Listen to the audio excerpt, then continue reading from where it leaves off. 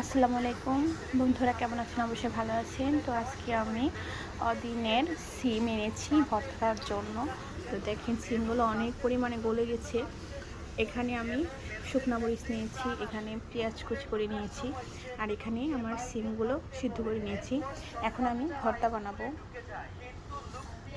তো প্রথমে আমি লবণ দিয়ে ভর্তা বানানোর জন্য পেঁয়াজটাকে একটু চেটকিয়ে নেব। তারপর আমি শুকনা মরিচগুলো ভেঙে ভেঙে দিব।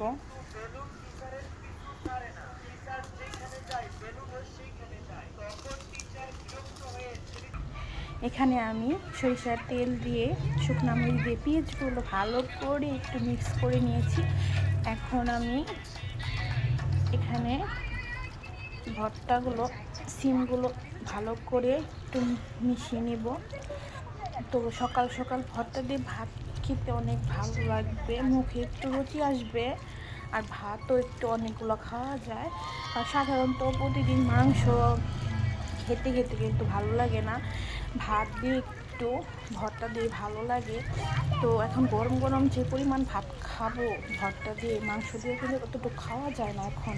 তো দেখেন আমার সিমের ভর্তাটা ফাইনালি অনেকটাই গলে গেছে সিমগুলো। তো এই অদিনের সিমগুলো নিয়েছি, জানেন কয় টাকা কেজি? 400 টাকা কেজি নিয়েছি। তো আমার হাজব্যান্ড এক পা নিয়ে আসছে 100 টাকা দিয়ে। তো এই ভর্তা খাওয়ার জন্য সবাইকে দাওয়াত রইল। কার কার ভর্তা পছন্দ অবশ্যই আপনারা কমেন্টে জানাবেন। তো সবাইকে আসসালামু আলাইকুম।